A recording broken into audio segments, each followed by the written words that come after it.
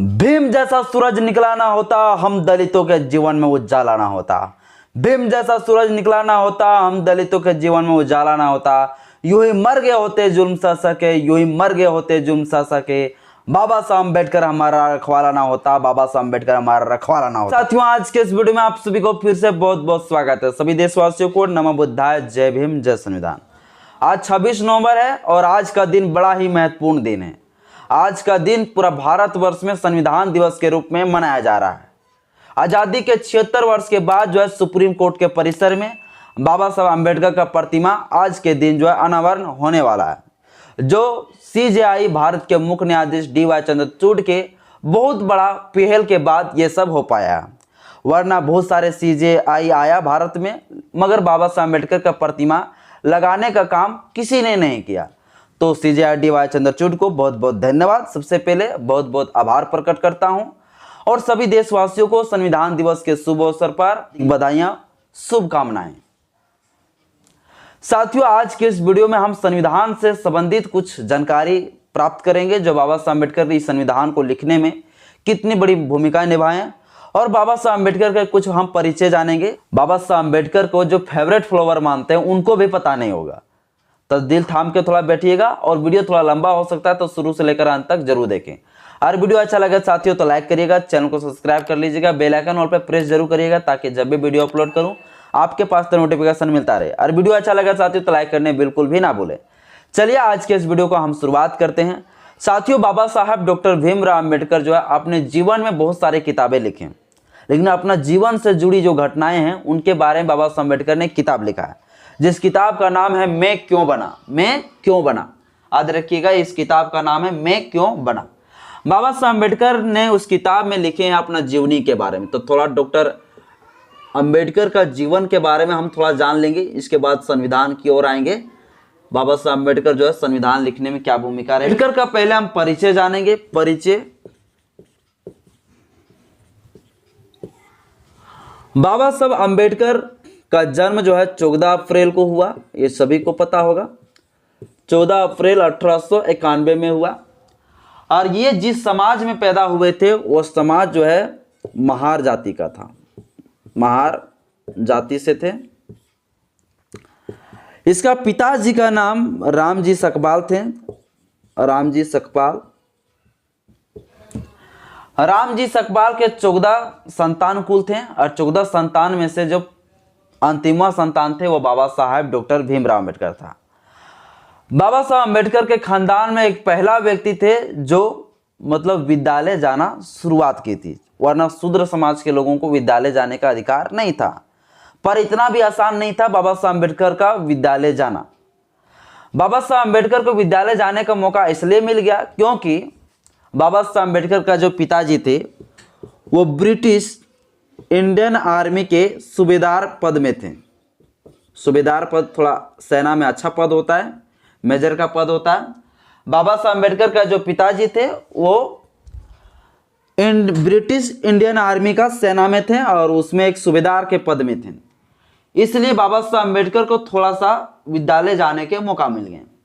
मगर बाबा साहब अम्बेडकर इस पूरे खानदान में सबसे पहला व्यक्ति तो थे विद्यालय जाने वाले, और मौका तो मिल गए, पर इतना आसान नहीं था कि एक शूद्र समाज के, एक दलित समाज के लड़का कहीं पे जाके पढ़ाई कर ले, अध्ययन कर ले।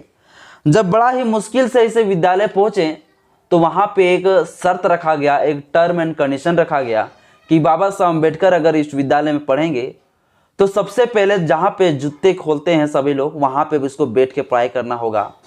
और इनको बैठने के लिए भी अगर लाने चाहते हैं तो खुद से अपना एक बोरा चटाई लेके आना होगा और खुद से वहां बैठ के पढ़ेंगे, और सबसे अंत में बैठेंगे वो।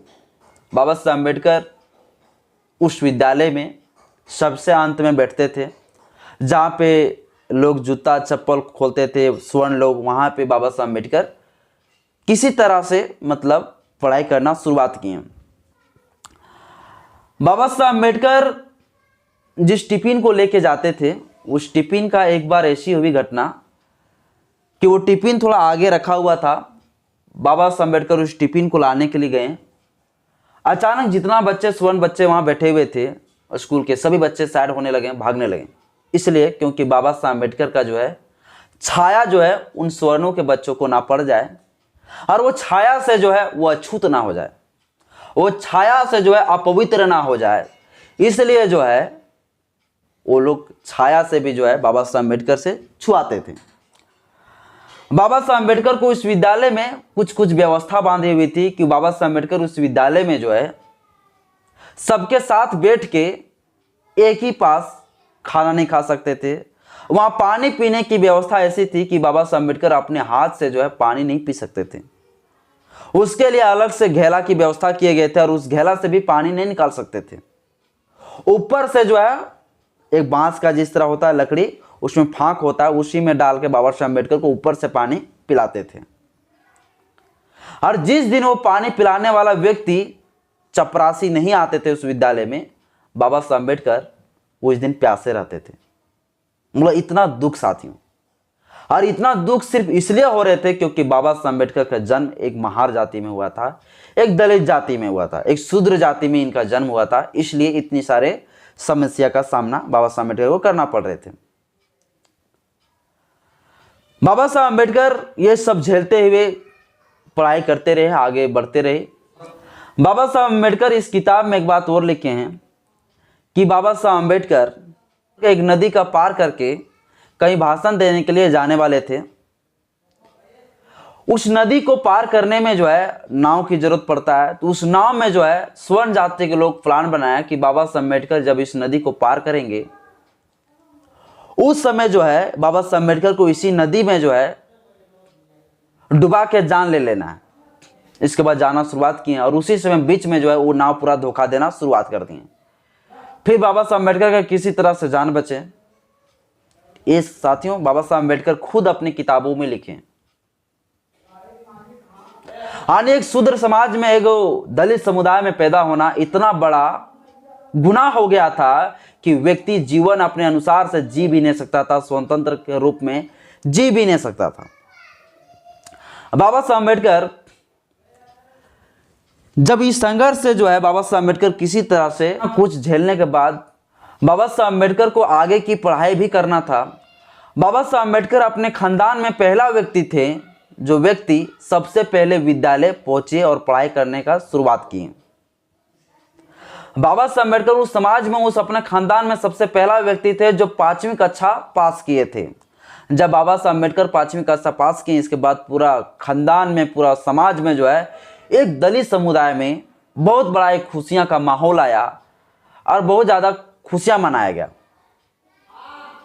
बाबा साहब अम्बेडकर को अपना पढ़ाई को आगे भी जारी रखना था। इसलिए बाबा साहब अम्बेडकर 1913 में बड़ौदा स्टेट, जो बहुत ज़्यादा प्रसिद्ध भारत का स्टेट थे, बड़ौदा स्टेट, अम्बेडकर का पढ़ाई आगे करनी थी, पर बाबा साहब अम्बेडकर के पास पढ़ाई करने के लिए पैसा नहीं थे।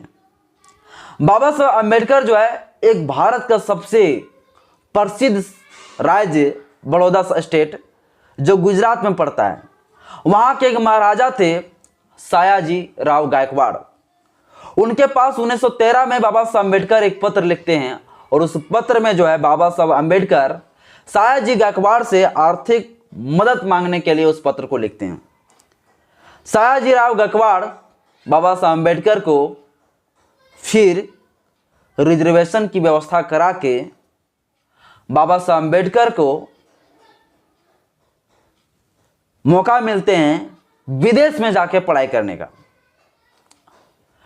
जब बाबा साहब अम्बेडकर को पढ़ाई करने का मौका मिलते हैं, मगर उसी समय सयाजी गायकवाड़ का एक कंडीशन था कि बाबा साहब अम्बेडकर यदि अमेरिका से और लंदन से पढ़ाई करके आएंगे तो फिर बड़ौदा के ही स्टेट में पीसीएस अधिकारी बनेंगे, यानी कि एक सिविल सर्वेंट बनना होगा।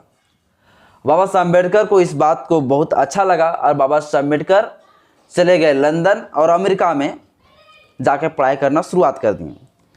बाबा साहब अम्बेडकर को जब एक बार बाबा साहब अम्बेडकर को मौका मिला पढ़ाई करने का, तो पूरा जीवन में, पूरा भारत में आप पता करिए कि भारत का, पूरा दुनिया का सबसे पहला व्यक्ति है जो 4 पीएचडी किए। 4 पीएचडी, पूरा दुनिया में कोई भी व्यक्ति 4 पीएचडी नहीं किए। लंदन और अमेरिका से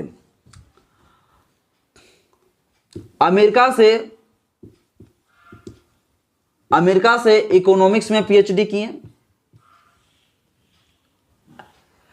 जो कोलंबिया यूनिवर्सिटी से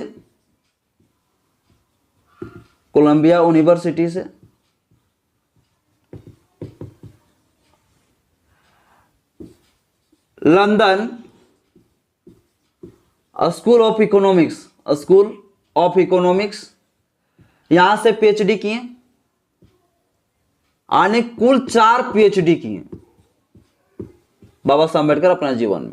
4 पीएचडी अमेरिका में इकोनॉमिक्स से पीएचडी किए, फिर अमेरिका से भाई कोलंबिया यूनिवर्सिटी से, लंदन स्कूल ऑफ इकोनॉमिक्स से पीएचडी किए। इसके बाद बाबा साहब अम्बेडकर लॉ में कानून में बाबा साहब अम्बेडकर एलएलडी इसमें भी पीएचडी की। ये 3 पीएचडी हो गया। और बाबा साहब अम्बेडकर ने भारत में बड़ी बड़ी आंदोलन चलाए हैं, उसमें बाबा साहब अम्बेडकर को 1 पीएचडी मिले। यानी कुल मिला के बाबा साहब अम्बेडकर को 4 पीएचडी के डिग्रियां हासिल हुए, जो पूरा दुनिया में सबसे पहला व्यक्ति, आप कहीं भी खंगाल लीजिए कि सबसे ज्यादा पीएचडी की डिग्री करने वाले बाबा साहब डॉक्टर भीमराव अम्बेडकर थे। आज के समय में एक लोग पीएचडी कर लेते हैं तो उतने ही में लोग फूल जाते हैं, पर बाबा साहब अम्बेडकर एक ऐसे थे जो अपने जीवन में 4 पीएचडी किए, कानून में पीएचडी किए। ये पूरा एक शूद्र समाज, एक दलित समुदाय जिसे उस विद्यालय में घुसने में वर्जित था, जहां जूता खोल के रखते तो वहां बैठ के पढ़ाई करने वाला लड़का, जब उसको मौका मिला बाबा साहब अम्बेडकर को, तो अपने जीवन में अमेरिका से, लंदन से, जर्मनी से सभी यूनिवर्सिटी से जो है डिग्रियां हासिल किया। और दुनिया का सबसे ज्यादा ज्ञानदाता, विधाता, symbol of the knowledge doctor Baba Saheb Ambedkar को जाना जाता है। एक ऑक्सफोर्ड यूनिवर्सिटी है साथियों, उन्हें सर्वे निकाला कि पूरा 100 वर्षों में सबसे ज्यादा ज्ञानी व्यक्ति, सबसे ज्यादा पढ़ा लिखा व्यक्ति कौन था। उसमें बाबा साहब अम्बेडकर का नाम आया पहले, जिसे विद्यालय में घुसने का अधिकार नहीं था। वो पूरा दुनिया का सबसे ज्यादा पढ़ा लिखा व्यक्ति बन गए। बाबा साहब अम्बेडकर जब लंदन से, अमेरिका से पढ़ के जो है जब बड़ौदा आए, चूंकि बड़ौदा के महाराजा सयाजी गायकवाड़ पहले कंडीशन रखे थे कि जब बाबा साहब अम्बेडकर जब आप पढ़ के आओगे तो फिर बड़ौदा का ही कामकाज संभालना है, यहीं के पीसीएस अधिकारी बनना है, जैसे सिविल सर्वेंट के नाम से भी आप कह सकते हैं। बाबा साहब अम्बेडकर जैसे ही लंदन, अमेरिका से पढ़ के लौटे, तो फिर जिस तरह से सयाजी गायकवाड़ जी अपना कंडीशन बात को रखे थे, उसी बात को फॉलो करते हुए बाबा साहब अम्बेडकर को जो है बड़ौदा का पीसीएस अधिकारी, सेक्रेटरी बना दिया गया। बाबा साहब अम्बेडकर एक सेक्रेटरी पद में तो थे, उच्च पोस्ट में तो आ गए थे, पर इसके साथ जो सलूक बचपना में जो हो रहे थे, जो सलूक जातिवाद, भेदभाव जो हो रहे थे, वो खत्म नहीं हुए थे। लंदन, अमेरिका से तो पढ़ के आ गए थे, पर यहां का जाति व्यवस्था ने उसे जो है उसी प्रकार से टॉर्चर हमेशा करता रहा जिस प्रकार से पहले करते थे। बाबा साहब अम्बेडकर बड़ौदा में जैसे ही पीसीएस अधिकारी बने, इसके बाद एक चीज आज ध्यान रखिएगा साथियों, जब बाबा साहब अम्बेडकर पीसीएस अधिकारी बने, तो जब बड़ौदा बाबा साहब अम्बेडकर आए तो बाबा साहब अम्बेडकर को लाने के लिए कोई भी व्यक्ति नहीं पहुंचे, क्योंकि वो जाति से शूद्र था, अछूत था। एक पीसीएस अधिकारी आएंगे, समझ रहे हैं, मगर उसके लिए कोई नहीं आए। खैर वहां तक छोड़िए, कोई नहीं आए, कोई बात नहीं। जब बाबा साहब अम्बेडकर उस ऑफिस में जाते थे तो सबसे पहले लोग तो दूर हट जाते थे कि अछूत व्यक्ति आ रहा है, इतना बड़ा पद में होते हुए भी फाइल उसे फेंक के देते थे कि ताकि छुआ ना जाए। और उस सेक्रेटरी पद में होते हुए भी उस विभाग में अलग एक पानी की व्यवस्था था बाबा साहब अम्बेडकर के लिए, वहीं से वो पानी पी सकते थे। बाबा साहब अम्बेडकर को उस बड़ौदा में रहने के लिए जगह चाहिए था, रूम। काफी जगह पे बाबा साहब अम्बेडकर अपना रहने के लिए रूम, कमरा ढूंढे, कहीं पे उसे रूम नहीं मिल रहा था, कमरा नहीं मिल रहा था, क्योंकि जाति से शूद्र था, अछूत था, महार जाति से थे। कहीं भी रूम जाइएगा लेने के लिए तो सबसे पहले जाति ही पूछता था। आज के समय भी यह प्रचलित है, बहुत सारे जगह पर आज भी पूछा जाता है ये चीजें, पर उस समय के दौर है साथियों, उस समय क्या होता होगा सोचिए, और भी ज्यादा। आज संविधान है सो इतना जातिवाद चल रहा है। जहां भी बाबा साहब अम्बेडकर लेने जाते थे कमरा, वहां पे पूछते थे जाति क्या है, जाति जैसे ही बताते थे कमरा नहीं मिलते थे। फिर एक जगह पे गए बाबा साहब अम्बेडकर, वहां पे वो व्यक्ति जो है जिसका कमरा था, उन्हें जाति भी नहीं पूछा और बाबा साहब अम्बेडकर बताना भी उचित नहीं समझा। फिर बाबा साहब अम्बेडकर को वहां पे कमरा मिल गए, बाबा साहब अम्बेडकर वहां रहने लगे 10 बाय 10 वाले कमरे में। कुछ दिनों के बाद कुछ स्वर्ण जाति के लोगों को पता चला कि बाबा साहब अम्बेडकर यहीं पर रहते हैं, इसी कमरा में रहता है, इसी किराए घर में रहते हैं।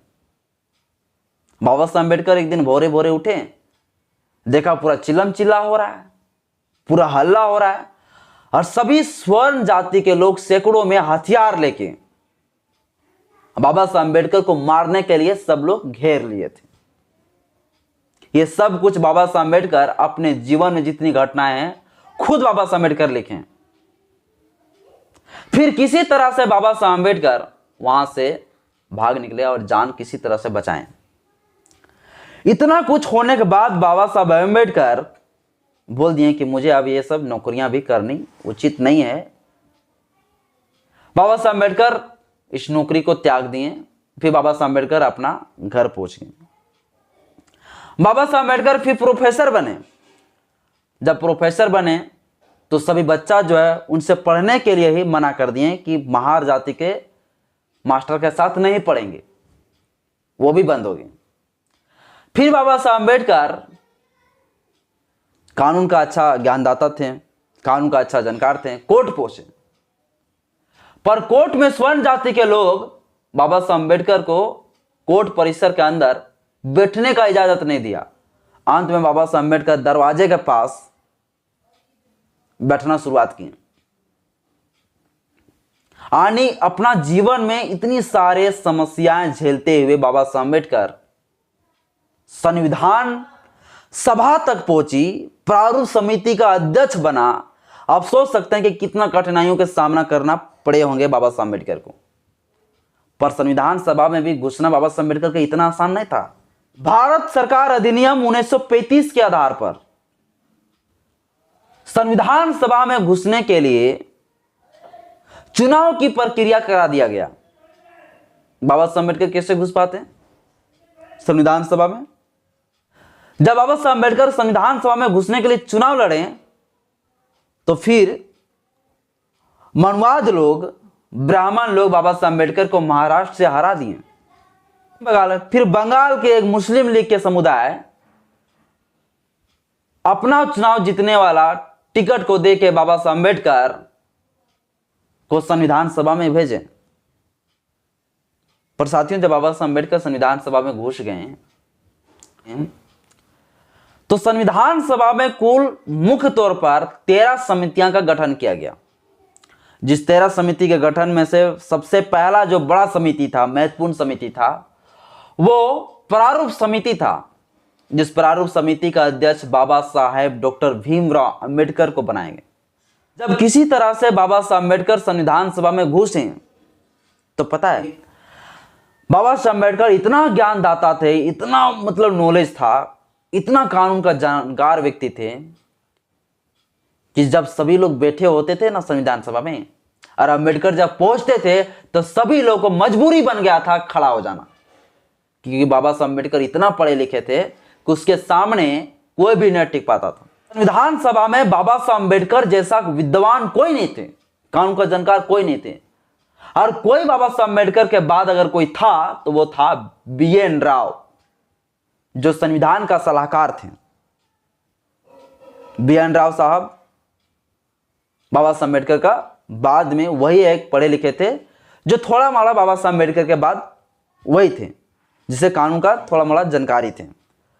बाबा साहब अम्बेडकर उस संविधान प्रारूप समिति का अध्यक्ष बना।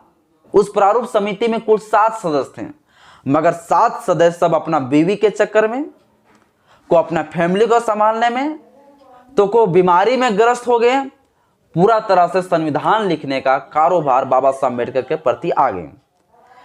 फिर बाबा साहब अम्बेडकर इस देश का संविधान, जो पूरा दुनिया का सबसे बड़ा लंबा लिखित संविधान है, जो 3,70,910 शब्दों में भारत का संविधान बाबा साहब अम्बेडकर ने 2 साल 11 महीना 18 दिन में लिख के 26 नवंबर 1949 को संविधान सभा में जो है डॉक्टर राजेंद्र प्रसाद के हाथों में पेश कर दी।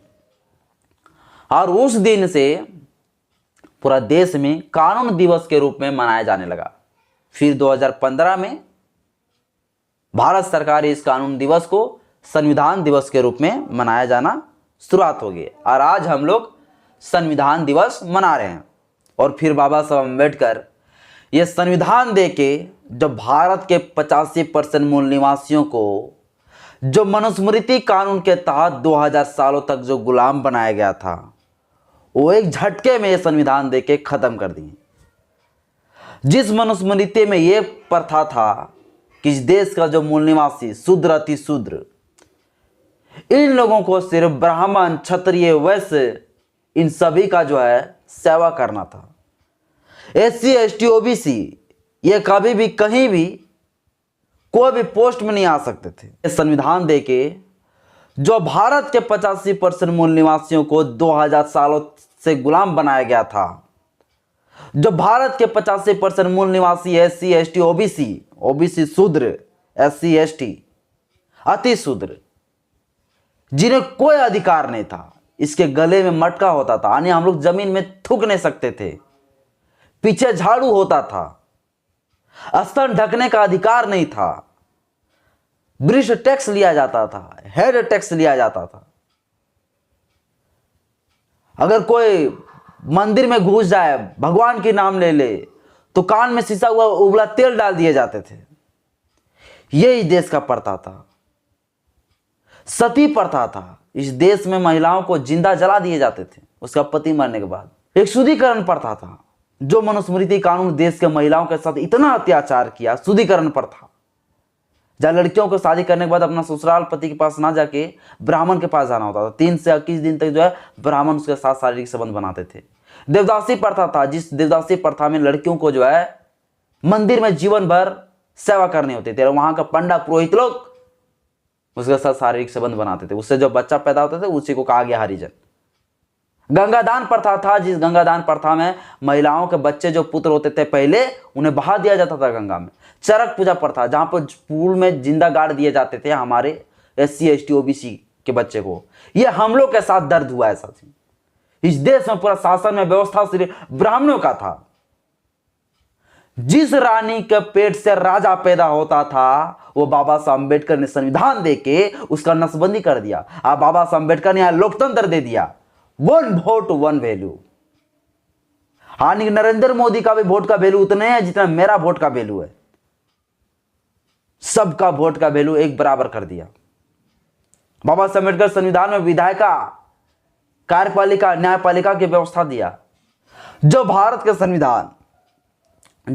का संविधान बात करता है समता का, बंधुता का, स्वतंत्रता का, यह बाबा साहब अम्बेडकर ने ऐसा संविधान दिया जो विश्व का सबसे बड़ा लंबा लिखित संविधान है, विश्व का सबसे बड़ा लोकतांत्रिक देश वाला संविधान है ये। जहां कुत्ता पानी पी सकता था पर हमें पानी पीने का आजादी नहीं था, वहां पे अभी देखिए Thums Up, Coca, Bisleri पी पाते हैं कि नहीं। वो आर्टिकल नंबर 15 में धर्म, जाति, लिंग के आधार पर भेदभाव को खत्म किया कि होटलों में, सार्वजनिक स्थानों में SC ST OBC सभी लोगों को जो है जाने का जो है अधिकार है। आर्टिकल नंबर 15 में मुझे वो अधिकार दिया जो धर्म, जाति, लिंग के आधार पर भेदभाव को खत्म कर दिया एक झटके में, जो 2000 सालों से हमें गुलाम बनाया गया था। आर्टिकल 14 जो समानता का अधिकार दिया, कानून में सबको विधि का समानता का अधिकार, और कानून के सामने सब बराबर है, जो पहले ये नहीं था। मतलब फंडामेंटल राइट्स दिया हमारे भारत के लोगों को, जो दलित वर्ग का था, जो शूद्र समाज के लोग थे, उन्हें पूरा अधिकार मिल गया। और वो लोग आज बाबा साहब अम्बेडकर को भूल गए एक झटके में। संविधान के बारे में एक शायर ने क्या कहा, मैं हर तकलीफों का मुकम्मल जवाब हूं, कभी वक्त मिले तो पढ़ना, मैं भारत का संविधान हूं। यह भारत का ही संविधान है साथियों, जिससे हर तकलीफों का यही एक सॉल्यूशन है कि बाबा साहब अम्बेडकर का संविधान को पढ़िए। अब दुनिया का कोई भी समस्या है, उस समस्या का हल आप खुद कर लीजिएगा। बाबा साहब अम्बेडकर ने यह जातिवाद, भेदभाव जो सालों से, हजारों सालों से जो चलता आ रहा था, इनको खत्म करने के लिए 25 दिसंबर 1927 को मनुस्मृति जला दिया। इसके बाद सालों भर हम लोग मनुस्मृति दहन दिवस के रूप में हम लोग मनाते हैं, जानते भी हैं। वही मनुस्मृति कानून जो वन व्यवस्था के आधार पर हमें कर्म और काम बांटा, सिर्फ ब्राह्मण, क्षत्रिय, वैश्यों का जो सेवा करने का अधिकार था, वो सभी झटके में खत्म कर डाले। बाबा साहब अम्बेडकर 1933 में घोषणा कर दिया एक सभा में कि मैं हिंदू धर्म में तो जन्म लिया हूं, पर हिंदू धर्म में मरूंगा नहीं। अब बाबा साहब अम्बेडकर ये जो बात को बोले, ये करके भी दिखाए। बाबा साहब अम्बेडकर का देहांत होने से 2 से 3 महीना पहले 14 अक्टूबर 1956 को 9 लाख अनुयायियों के साथ बौद्ध धर्म का दीक्षा लिए। और उस समय बाबा साहब अम्बेडकर कहें कि आज के बाद मैं अछूत नहीं हूं, मैं आज के बाद आजाद मुक्त मानव हूं। आज बाबा साहब अम्बेडकर को लोग भूल गए हैं। बाबा साहब अम्बेडकर के बदौलत आज हमें टाई कोल्ट बेल्ट का व्यवस्था है, वरना ये गला में जो टाई के जगह थे ना, हांडी टांगा होता था, मटका टांगा होता, यहीं पर थूकते थे हम लोग। ये अधिकार नहीं था हम लोग। कुत्ता पानी पी सकता था, पर हमें पानी पीने का अधिकार नहीं था। पीछे जहां पर बैग टांग के चलते हो ना, वहां पर झाड़ू टांगा होता था पीछे। जमीन में बोल चल नहीं सकते हैं, जमीन में चलोगे तो फिर जो झाड़ू रहेगा वो मतलब पोछा लगाते चलेगा, आने की आपका पैर का निशान से ब्राह्मण अछूत ना हो जाए।